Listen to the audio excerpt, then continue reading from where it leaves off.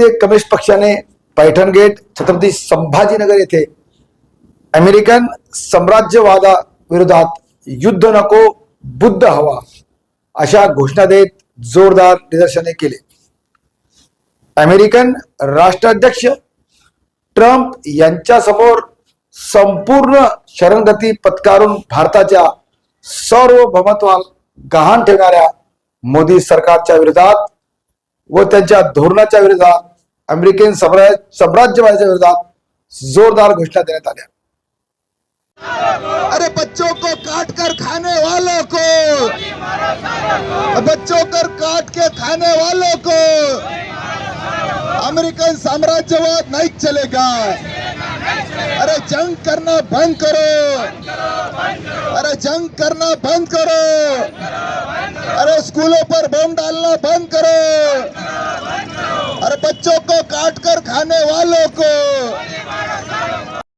काय सांगाल, काय निदर्शने तुम्ही करताय, काय नेमकं बनवायचं? आज 9 मार्च 2026 भारतीय कम्युनिस्ट पक्षातर्फे संबंध महाराष्ट्रावर अमेरिकन साम्राज्यवादाच्या विरोधात तसेच इस्रायलच्या विरोधात आम्ही निदर्शनं करत आहोत। अमेरिका आणि इस्रायलची जी रक्ताची तहान आहे ती काही भागत नाही आहे। यांनी पॅलेस्टाईनला कधी सुखाने जगू दिलं नाही। युद्धाचा एक नियम असतो की एका देशाचे सैनिक दुसऱ्या देशाच्या सैनिकाशी लढतात, ही बरोबरीची लढाई असते। आपण इतिहासामध्ये वाचलेलं आहे की 2 देशाच्या सैन्यामध्ये हे युद्ध होत असतं, परंतु यांनी आंतरराष्ट्रीय युद्धाच्या कायद्याला देखील हरताळ फासलेली आहे।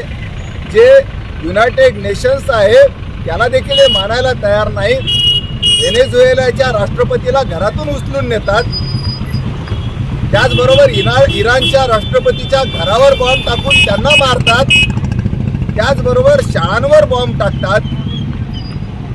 जे नैसर्गिक साधन संपत्ती आहे, पेट्रोलचे ज्या विहिरी आहेत, ज्या गॅसचे सगळे ज्या काही स्रोत आहेत, या नैसर्गिक साधन संपत्ती आहे, त्याच्यात आग लावून टाकली।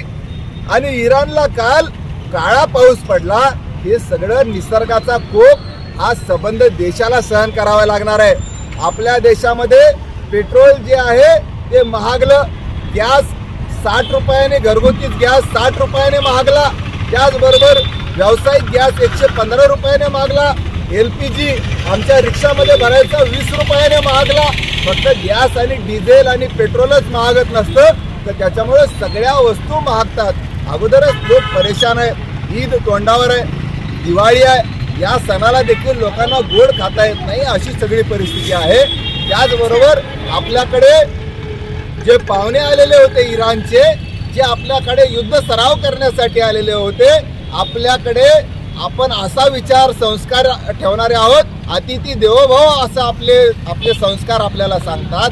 आपल्याकडे आलेल्या पाहुण्यांना यांनी आपल्या दारात मारलं आणि आपण त्यांना वाचवू शकलो नाही। एवढं कसं लाचार झालात तुम्ही प्रधानमंत्री नरेंद्र मोदी, हे विचारण्यासाठी आम्ही इथं आलेलो आहोत।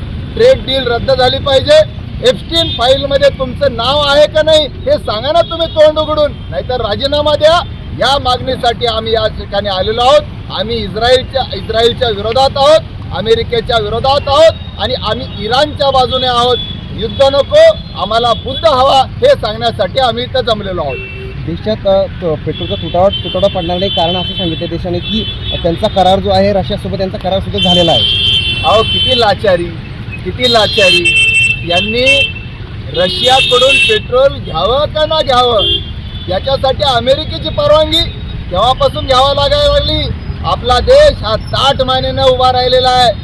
प्रधानमंत्री पंडित जवाहरलाल नेहरू कोणासमोरही झुकले नाही, इंदिरा गांधी कोणासमोरही झुकल्या नाही, हे झुकले बी आणि वाकले बी। असं म्हणायचं का अमेरिकेच्या दबावाखाली देश दाबलाय आपला पंतप्रधान? अमेरिकेचे राष्ट्रपती डोनाल्ड ट्रम्प आपल्या देशाच्या प्रधानमंत्र्याला उघड धमकी देतात।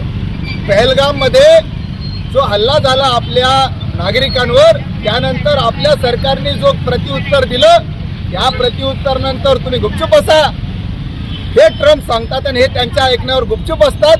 ट्रम्प 22 वेळेस बोलले की पहलगाम नंतर मी भारताला गुपचूप बसायला सांगितलं नाही, गुपचूप बसले, एकदा देखील तोंड उघडलं नाही। आणि रशियाकडून पेट्रोल घ्यावं का ना घ्यावं याची परमिशन तुम्ही अमेरिकेकडून घेतात। एवढी लाचार कसे झालात तुम्ही प्रधानमंत्री नरेंद्र मोदी, आणि ते तुम्हाला एप्स्टीन फाईलची धमकी देतात, म्हणतात की नरेंद्र मोदीचं राजकीय आयुष्य मी बर्बाद करू शकतो, दाखवा बरं आमच्या मोदींचं राजकीय आयुष्य बर्बाद करून। आमच्या देशाचे प्रधानमंत्री आहेत ते, त्यांचा अपमान आम्ही सहन करणार नाही आणि एप्स्टीन फाईलची चौकशी झालीच पाहिजे, नाहीतर नरेंद्र मोदींनी राजीनामा दिला पाहिजे। सर आपलं मी ॲडव्होकेट कॉम्रेड अभय टाकसाळ, भारतीय कम्युनिस्ट पक्षाचा जिल्हा सेक्रेटरी।